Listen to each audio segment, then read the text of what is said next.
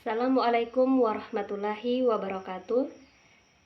Perkenalkan, nama saya Linda Desilatu dengan NIM 4114230013 dari kelas A dari program studi pendidikan matematika jurusan matematika Universitas Negeri Gorontalo.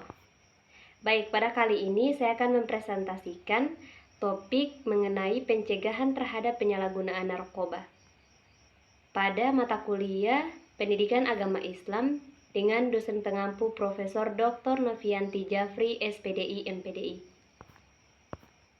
Baik, yang pertama saya akan menjelaskan tentang pengertian penyalahgunaan narkoba. Penyalahgunaan narkoba merujuk pada penggunaan zat-zat narkotika atau obat-obatan terlarang dengan cara yang tidak sah atau di luar batas yang ditetapkan oleh hukum. Penyalahgunaan narkoba dapat mencakup penggunaan obat-obatan terlarang seperti narkotika golongan 1 dan 2,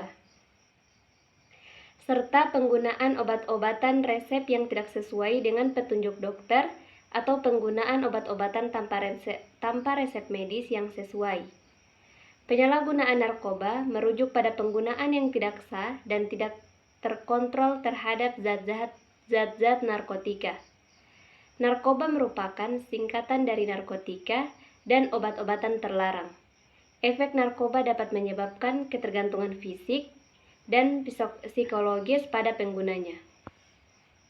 Selanjutnya saya akan menjelaskan tentang dampak penyalahgunaan narkoba. Penyalahgunaan narkoba memiliki dampak serius, baik pada tingkat individual, sosial, maupun masyarakat secara keseluruhan. Dampak-dampak ini dapat mencakup berbagai aspek kehidupan dan seringkali memiliki konsekuensi jangka panjang. Berikut adalah beberapa dampak utama dari penyalahgunaan narkoba. Yang pertama, dampak pada kesehatan fisik. Dampak pada kesehatan fisik itu bisa menimbulkan ketergantungan dan penyakit menular. Penggunaan narkoba yang terlanjur dapat menyebabkan ketergantungan, yang kemudian meningkatkan risiko terkena penyakit menular seperti HIV atau AIDS dan hepatitis C, terutama bagi mereka yang menggunakan narkoba dengan menyuntikkan. Yang kedua, kerusakan organ dan sistem tubuh.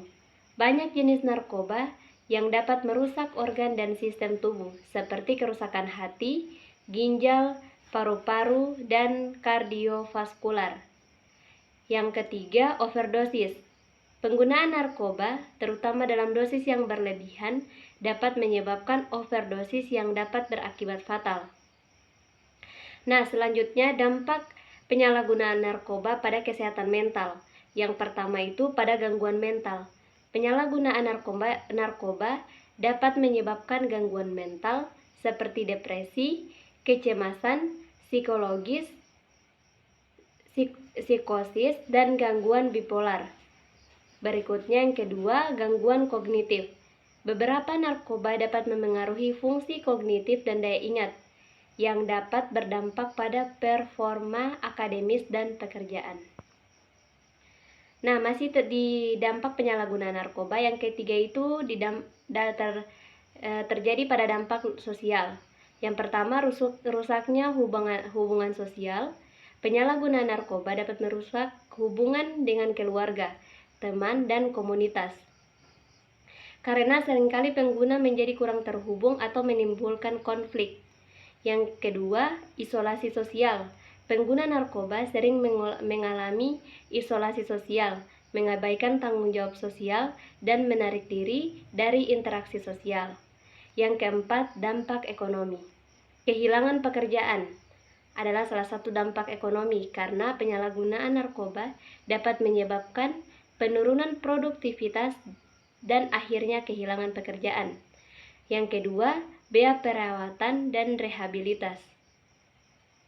Pengobatan dan rehabilitas bagi individu yang mengalami penyalahgunaan narkoba dapat menimbulkan biaya perawatan dan rehabilitas yang tinggi, baik bagi individu maupun masyarakat. Yang kelima, dampak hukum. terjadi pada dampak hukum pidana. Penyalahgunaan narkoba seringkali melibatkan pelanggaran hukum dan dapat mengakibatkan hukuman pidana seperti penjara atau denda. Yang keenam, dampak pada keluarga dan anak-anak. Pengabaian tanggung jawab orang tua. Penyalahgunaan narkoba oleh orang tua dapat menyebabkan pengabaian tanggung jawab terhadap anak-anak, termasuk peningkatan resiko anak-anak mengalami penelantaran dan atau kekerasan. Berikutnya, dampak terhadap kesejahteraan anak. Anak-anak yang terpapar penyalahgunaan narkoba dalam keluarga dapat mengalami gangguan perkembangan dan kesejahteraan emosional. Nah, sampai di sini apa yang bisa saya presentasikan pada kali ini. Mohon maaf jika masih banyak kekurangan dan kesalahan.